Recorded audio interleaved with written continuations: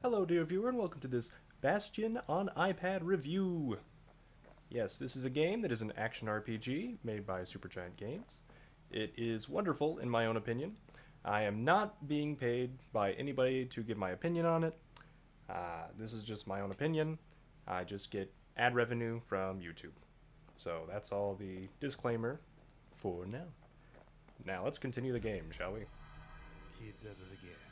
Only fair he decides what we build next. Now in this game, your main character pretty much never talks, much like Legend of Zelda. Instead, a narrator, this stranger here, who we will eventually come to know as Rux, narrates our every move. We can ask him about various things in the game. All I tell him is to set that core of his on the monument there, then watch. And as we saw, I put the monument up there, and I can activate it. Let's get a forge. Booyah. So, this introduces us to some of the gameplay elements. Save some of my old books. Guess it's got a sense of humor. Such as this right here. This is a challenge area that reveals some of the backstory through Rux's narration as we go through the challenge. It's pretty cool. I really love the way the story is told here. Anyway, what parents need to know about this game? Well, I don't have the building right here, but there is a distillery.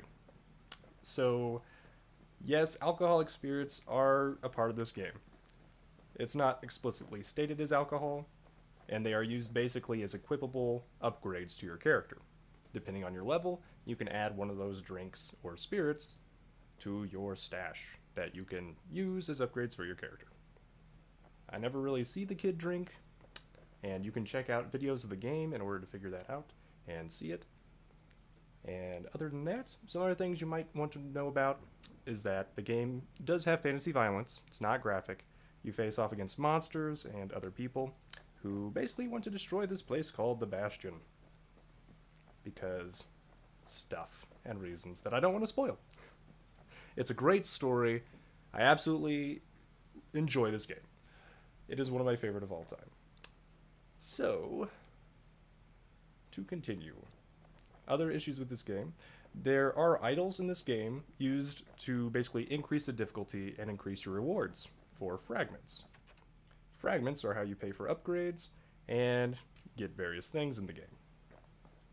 Now, the idols, you never really see anybody worship them or anything like that. It's more just backstory for the world that you're in. And they do represent a pantheon of gods that the kid here and Rux know about. As well as other characters, of course. Now, if your child has seen a PG Star Wars film or read a young adult novel, this game will be fine. It deserves its rating of 12 plus on the iOS store. And I think, overall, if they're good with those things, they'll be good here. But we can hold our own. Now, here are some of the things you can do in the game. We can get quite a few weapons and change the way the game is played. My favorite weapons are generally the Breaker's Bow, the dueling pistols, and now, through this Let's Play, I've discovered the Brusher's Pike is amazing, so I'm going to keep that. And based on the weapons you choose, you can choose different skills. Right now, I really like Dancing Shot, because it lets you do an every effect. Yeah, we'll do that. Why Kids don't not? always care for fancy guns and things. A bow and pike will do just fine. And Rux will say various things throughout the game, just like that, based on what you choose. So it's pretty cool. Kind of like a reactive narration. Now, lessons the game teaches. It's basically demonstration in the face of overwhelming odds. The story is pretty heavy. It pays off in the end, and there are ways that I don't want to spoil that it can pay off and turn out okay. Just want to let you know that. It will turn out okay. Now that's how you select a level. You go to an overworld map and basically fly there. It's pretty cool. In better days, the melting pot was sealed tighter than the skin on a squirt. Bam. We just fell on some squirts. Of all the plans to survive the Calamity, it had to be stab weeds. So I just collected some fragments there. As you can tell, I have a plethora of fragments, so I don't really need to pick these up. Now over here is an upgrade for one of the weapons. Things hurt like a broken If I remember heart. correctly, that's an upgrade for the dueling pistols. Other things to note, gameplay is good. I really enjoy it. Now, in my version of the game, I have kept it updated. I have the latest iOS, and also a lot of stuff on my iPad, so I think that's slowing it down. But you will notice occasionally some lags, animation skips, and in that loading screen, the sound didn't load very well. Down every stab wound. Those are like It's the gonna be only a knife. cons of this game. If there's a core, It still holds up pretty well. I still enjoy it, and I hope you do too. Now, once again, as I said before, the story is pretty much the big selling point of this game to me. It's just so well done. You learn things as you go. It's not all revealed to you. You're not even sure why the world is falling apart. Spoiler. But you just know that this old guy, the stranger, is telling you to go get these things called cores. No breaking a cage like that. But the kid tries. And they will help the Bastion get fixed. Gotta find a way For to some spring it. reason, we need to do that. So we do.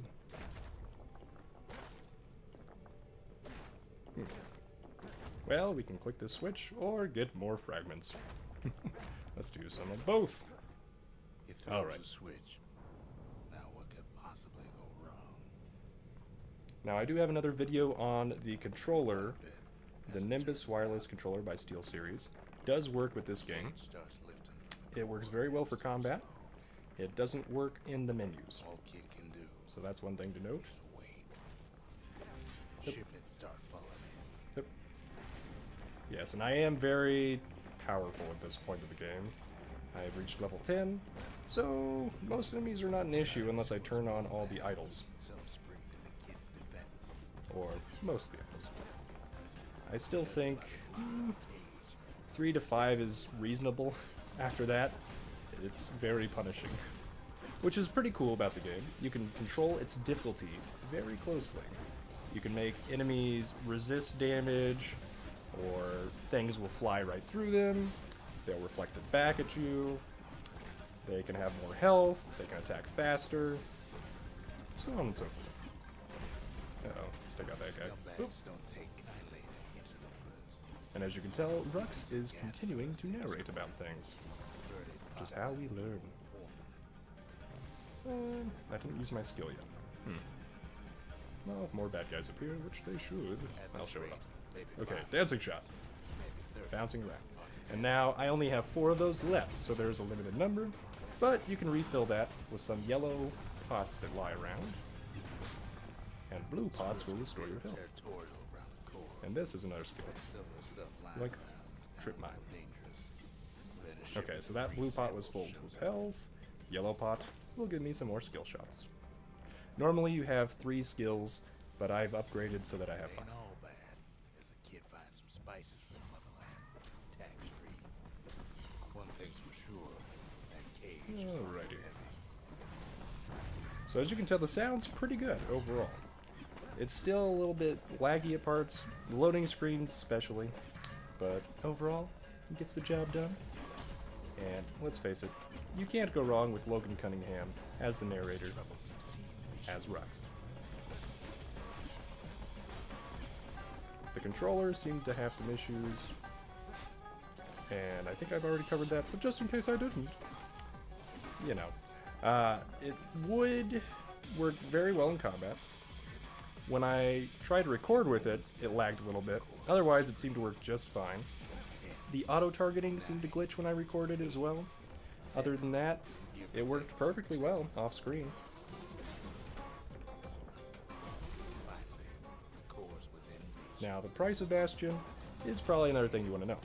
It's usually about $4.99 on the App Store. If you buy it on the Mac, it's $14.99, and there are sales quite often. Or, you know, occasionally. Eh.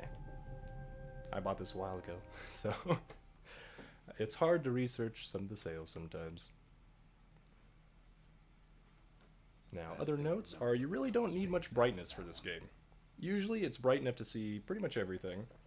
I turned up the brightness for recording, and let's see if it's about less than halfway. Yeah.